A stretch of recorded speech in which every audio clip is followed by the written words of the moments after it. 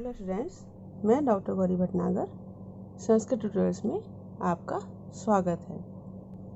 आज से हम इस वीडियो में शुरू करने जा रहे हैं कादम्बरी का शुकनाशोपदेश, जो बाणभट्ट द्वारा रचित है कादम्बरी कथा। उसमें शुकनाशोपदेश जो है वो शुरू करेंगे।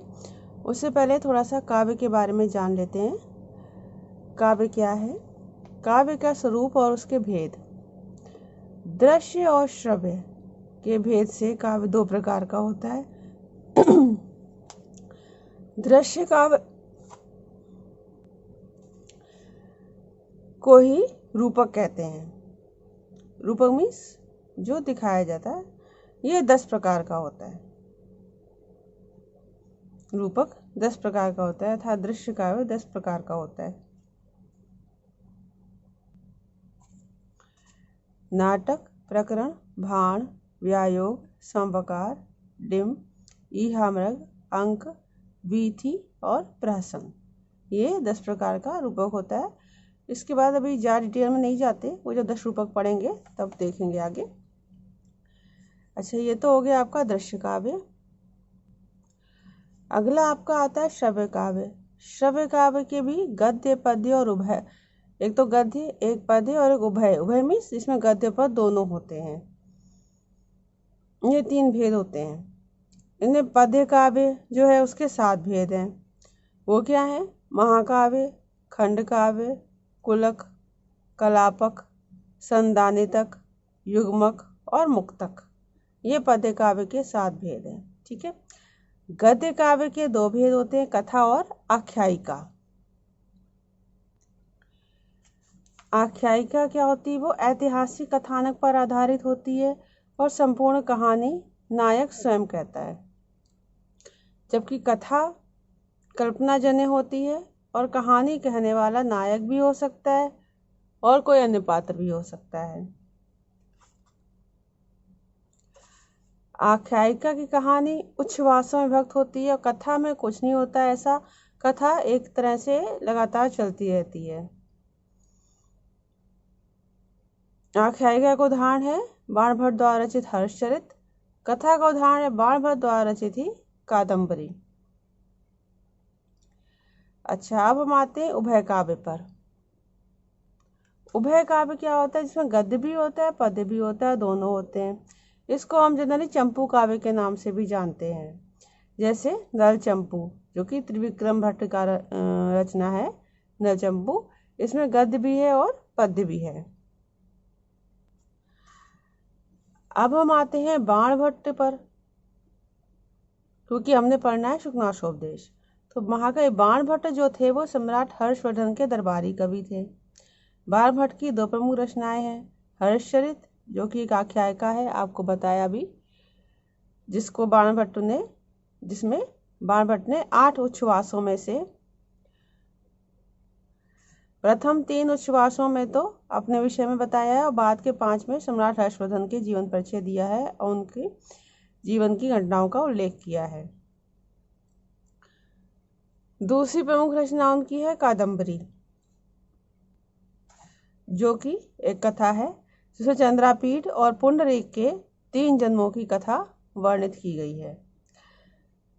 इसके अतिरिक्त भी बाणभट्ट की 4 अन्य रचनाएं बताई जाती हैं। अब वो कहाँ तक सच है इसके बारे में नहीं पता है मुझे। ये 2 मुख्य रचनाएं तो पता ही हैं। इसके अलावा 4 रचनाएं और भी बताई जाती हैं, जिनके नाम है चंडी शतक, पार्वती परिणय, मुकुटादितक और पद्य कादम्बरी। अच्छा, ये तो इनकी 4 रचनाओं के विषय में हमें ये कंफर्म नहीं है कि बाणभट्ट द्वारा ही रचित है। अच्छा, अब हम फिर से आते हैं बाणभट्ट द्वारा रचित कादम्बरी पर। कादम्बरी के कथानक का मूल स्रोत गुणहाड्य, जो एक कवि थे, उनके द्वारा रचित बृहत कथा का मकरंदिक उपाख्यान है, जहाँ से इन्होंने इस कथा का एक स्रोत लिया है, कथा का आधार बनाया है। तो ये कादम्बरी कथानक का मुख्य स्रोत है।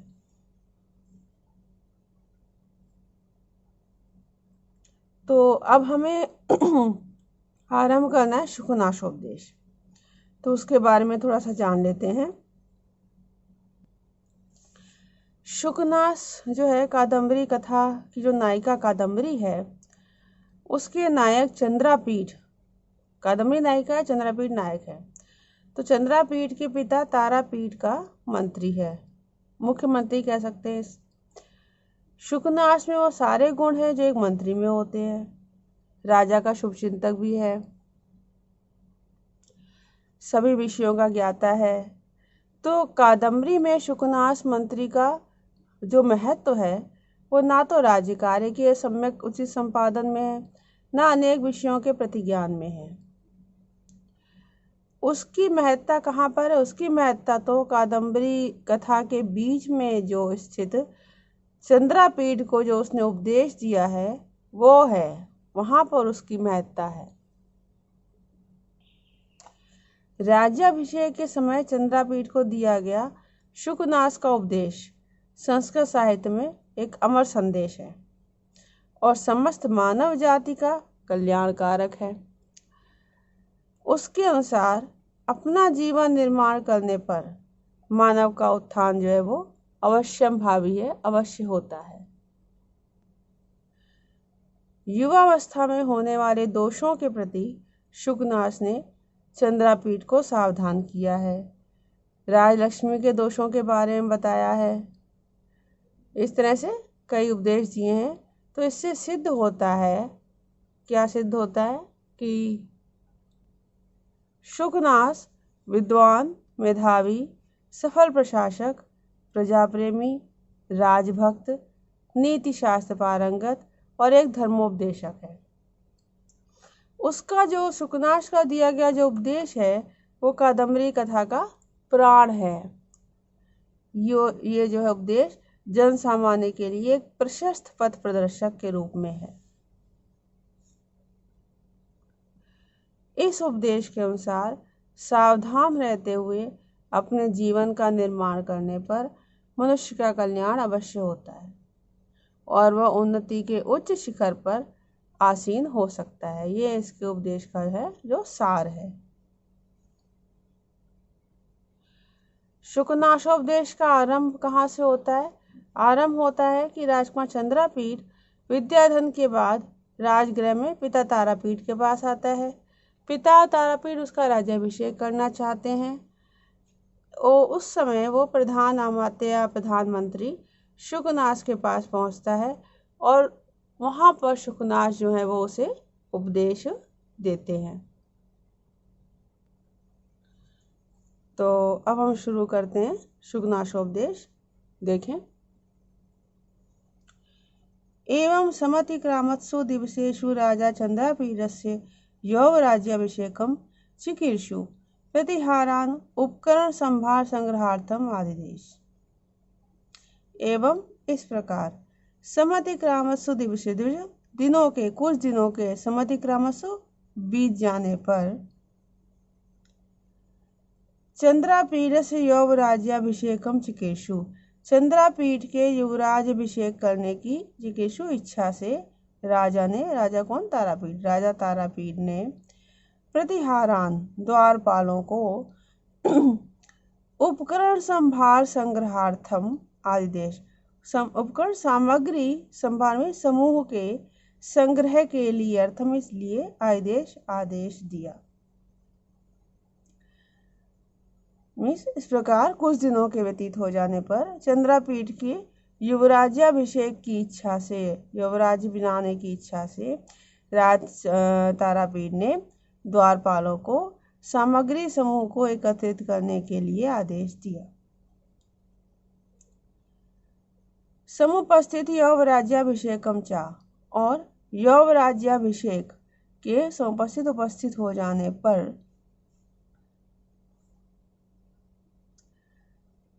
कदाचित किसी समय दर्शनार्थम आगतम दर्शन के लिए आए हुए आरुण विनयम अपि विनम्र से युक्त होने पर भी विनीत तरम इच्छन और अधिक विनीत बनाने की इच्छा से तम उस चंद्रापीठ को शुकनासा सविस्तरम उवाच शुकनास ने विस्तार के साथ कहा। और युवराजाभिषेक उपस्थित हो जाने पर मीन्स युवराजाभिषेक करने का दिन उपस्थित हो जाने पर कदाचित किसी समय दर्शनार्थम आगतम दर्शन के लिए आए हुए आरूढ़ विनयपी विनम्रता से युक्त होने पर भी विनम्र होने पर भी विनीत तरम इच्छन और अधिक विनम्र बनाने की इच्छा से तम उस चंद्रापीठ को शुकनासा सविस्तरम वाच शुकनाश ने विस्तार के साथ कहा विस्तार के साथ उपदेश दिया। क्या कहा इसको आगे देखते हैं। शुकनाश ने कहा तात चंद्रापीठ हे पुत्र चंद्रापीठ विदित वेदित व्यस्य अधीत सर्वशास्त्रस्य ते न अल्पम अपि उपदेष्टव्यमस्ति। कहते हैं कि विदित वेदित्व जानने योग्य को विदित जानने वाले और अधीत सर्वशास्त्र से सारे शास्त्रों का अध्ययन किए हुए ते तुम्हें न अल्पम उपदेशम अस्ति उपदेश देने की न आवश्यकता थोड़ी सी भी आवश्यकता नहीं है। तुम थोड़ा सा भी उपदेश देने के योग्य नहीं हो। मतलब कहता है पुत्र चंद्रापीठ जानने योग्य को जान लेने वाले अर्थात जो तुम्हारे जानने योग्य बातें थी उनको जान लेने वाले अधीत सर्वशास्त्र से सारे शास्त्रों का अध्ययन करने वाले ते तुम्हें न अल्पम अपि उपदेष्टव्यम अस्ति उपदेश देने की थोड़ी भी आवश्यकता नहीं है। केवलंच निसर्गत एव केवल इतना ही कहना है। क्या कहना है कि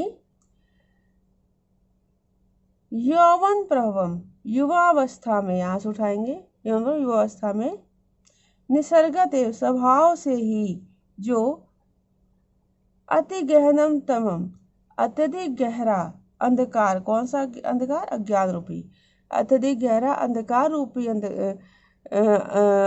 अज्ञान रूपी अंधकार उत्पन्न होता है वह अभानुभेद्यम भानु सूर्य आमिष नहीं अभानुभेद्यम सूर्य के द्वारा हटाया नहीं ना सूर्य के द्वारा हटाने योग्य नहीं है। रत्न आलोक छेदम रत्नों की प्रकाश से किसी मणि के प्रकाश से भी उच्छेद अर्थात उसको दूर नहीं किया जा सकता उच्छेद नहीं उसका किया जा सकता। प्रदीप प्रभा अपने हम और दीपक की प्रभा से दीपक की कांति से भी उसको नष्ट नहीं किया जा सकता। क्या कहना चाहते हैं कि इतना कहना है कि युवा अवस्था में जो स्वाभाविक रूप से अज्ञान रूपी अंधकार उत्पन्न होता है वो ना तो सूर्य की रोशनी से दूर किया सकता है ना किसी मणि की प्रकाश से दूर किया सकता नष्ट किया सकता है और ना ही दीपक की कांति से ही दूर हटाया जा सकता है। अपरिणामो उपशमो दारुण लक्ष्मी मदा लक्ष्मी का मद लक्ष्मी का जो अहंकार है दारुणो अत्यधिक भयंकर होता है कि परिणाम मीन्स परिणाम से मतलब क्या होता है अंत कौन सा होता है अवस्था का अंतिम स्थान क्या होता है वृद्धावस्था। तो परिणामों वृद्धावस्था होने पर भी आने पर भी अपशमो न शांत नहीं किया जा सकता। लक्ष्मी का जो अहंकार है वो इतना भयंकर होता है कि परिणाम उपस्थित होने पर मीन्स वृद्धावस्था उपस्थित होने पर भी शांत नहीं किया जा सकता। कष्टम अनंजन वर्ति साध्यम अपरम ऐश्वर्य अतिमिर अंधत्वम। अब कह रहे हैं कि ऐश्वर्य रूपी तिमिर अंधत्वम तिमिर रोग से उत्पन्न अंधत्वम अंधता रूपी अंधकार। तिमिर रोग क्या होता है रतौंधी रोग जिसके बारे में सुना होगा जब सूर्य की रोशनी के बाद दिन छुपने के बाद किसी को नहीं दिखता वो रतौंधी रोग से पीड़ित होता है जिसको दिन छुपने के बाद दिखता कुछ नहीं है तो तिमिर रोग या रतौंधी रोग कहते हैं। तो ऐश्वर्य रूपी तिमिर रोग से उत्पन्न अंधकार रूपी अंधता जो है अज्ञानता जो है वो अंजन वर्ती साध्यम अपरम अंजन वर्ती काजल की शलाका से भी दूर करने योग्य नहीं होता। मतलब जो कि रतौंधी रोग है उसमें काजल लगाओ तभी भी नष्ट नहीं होता, तो वैसा ही वह अंधता रूपी जो अज्ञान रूपी रोग है वो काजल की शलाका से भी दूर नहीं किया जा सकता। कष्टम अतः अत्यधिक कष्टकारी है। आशिशिर उपचार हारे अति तीव्र दर्प दाह ज्वर उष्मा। दर्प अहंकार रूपी दाह ज्वर की जो ऊष्मा है, अहंकार रूपी ज्वर की जो गर्मी है वो अशिशिर उपचार हार, अशिशिर ठंडे लेपों से उपचार के योग्य नहीं है। अहंकार रूपी ज्वर की ऊष्मा, ज्वर का ताप ठंडे लेपों से भी उपचार के योग्य नहीं है और अत्यधिक तीव्र होता है। सततम मूल मंत्र शम्य विषयो विष आस्वाद मोह। विषय रूपी, विषय भोग रूपी विष के आस्वाद का जो मोह है वो विषम है, अत्यधिक कठिन है। जो सतत मूल मंत्र शम्या, जो निरंतर औषधि अथवा मंत्रों के द्वारा भी शांत करने योग्य नहीं है। नित्यम स्नान शौच बाध्य बलवान रागमल अवलेपा। राग रूपी आसक्ति रूपी मल का जो अवलेप है वो इतना बलवान है कि नित्यम प्रतिदिन नित्य स्नान और शुद्धि के द्वारा भी अबाध्य नष्ट नहीं किया जा सकता।